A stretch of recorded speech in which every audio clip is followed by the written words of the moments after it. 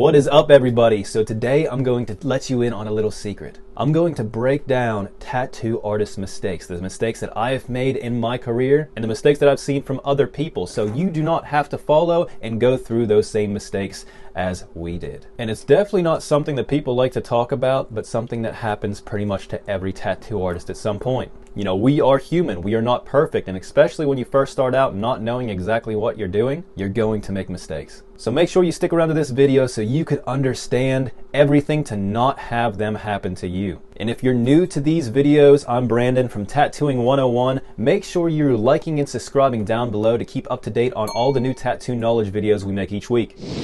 So the first thing that I noticed when it comes to new tattoo artists or even tattoo artists that's been tattooing forever would be relying on word of mouth. So what I mean by that would be they rely solely on people coming in as walk-ins and not pushing everything on social media or trying to grow online. With social media nowadays, it's pretty much a make or break thing. You could get so many more clients online than you can just waiting for someone to walk in or word of mouth. Now, I'm not saying that word of mouth isn't important, because if you tattoo someone and they go tell their friends, you're going to get more clients from that. But if you want to grow crazy fast in this industry, being online is the way to do that.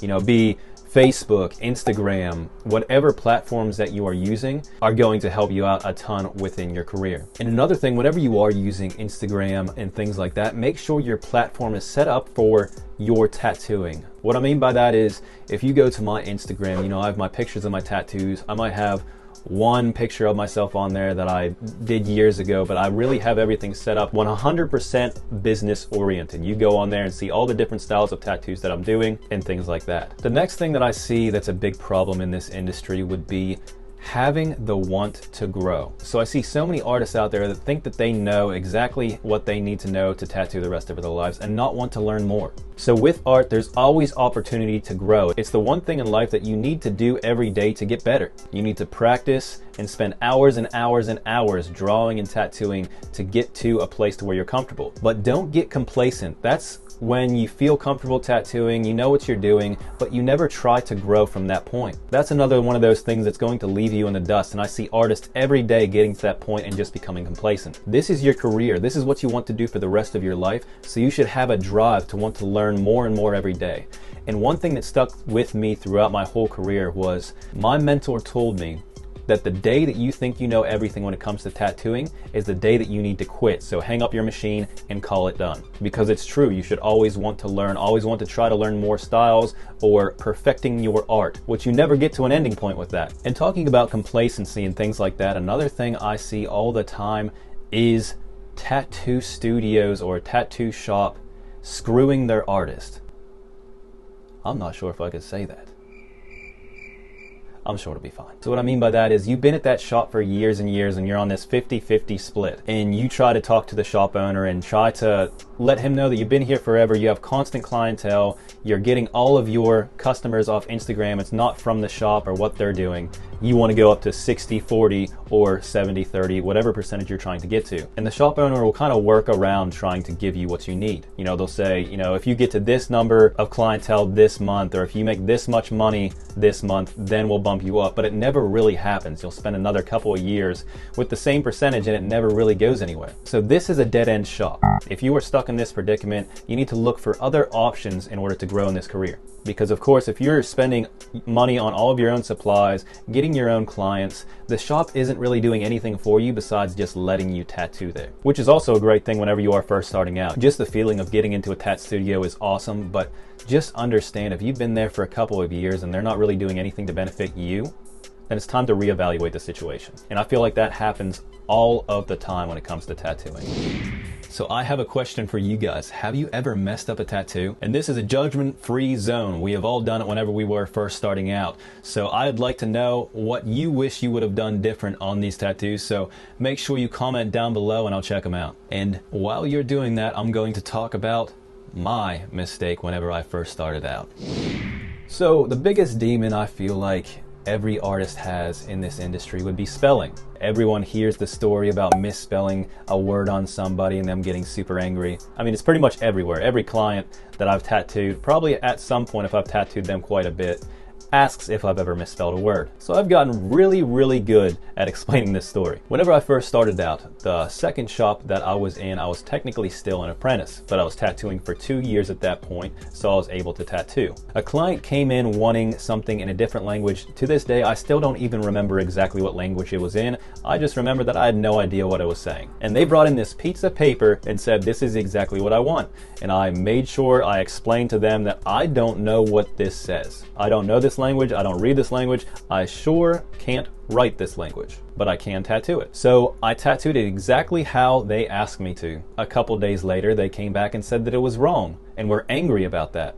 And I openly expressed to them that I asked you if it was correct 3 times, and every time you said that is exactly what you wanted. So at this point, I am sorry, but there's nothing I could do. And they were still super angry about it. I had time to think. I did just first start in this career, so I ended up getting a hold of them and said that I would do a cover-up, free of charge, because I didn't want my name on that. Because unfortunately with clients, they're going to leave that tattoo shop and they're not going to explain exactly how it went down. They're going to blame the artist, not themselves, because that's human nature. And I didn't want my career being destroyed before it even started with something like this. So if you are tattooing words and things like that, make sure you are asking the client to look at it. I recommend making them look at it 3 times, having them look up the appropriate spelling. When I show them the design, I'll do it again before I put the stencil on, and then I'll even have them take a picture, or I'll take a picture of it on their actual skin and have them double check. Doing it 3 times is a really great way to understand that it's 100% correct. In an instance like mine, there's still a chance if it's in a different language that it could be wrong. So at this point of my career, I don't even tattoo anything if I can't read or write it, which I understand might upset some customers, but that's just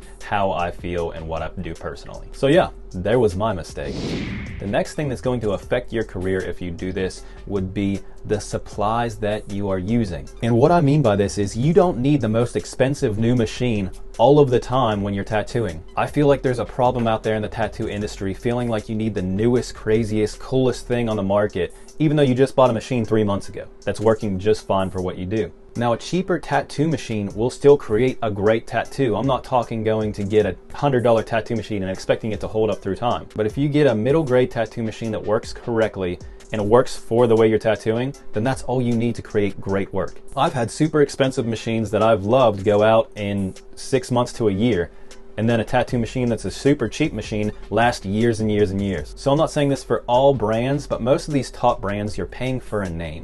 You know, some of these cheaper tattoo machines are using the exact same motors that the most expensive brands are, so it doesn't affect too much. And even if your machine is 5 years old, you gotta think some of these famous artists out there are using the exact same machine for 5 years and still using it to this day because it works for them. That's what they're comfortable with and they enjoy it. Now, I'm not saying stick to one thing your whole career and don't try other things, because I've tried plenty of machines out there, but you don't see me going to buy the brand new machine that I just bought a couple months ago just because I want the coolest new stuff out there on the market. Especially when your money could go towards doing seminars or learning new knowledge on a different style of tattooing you're wanting to get into that will actually benefit your career a ton.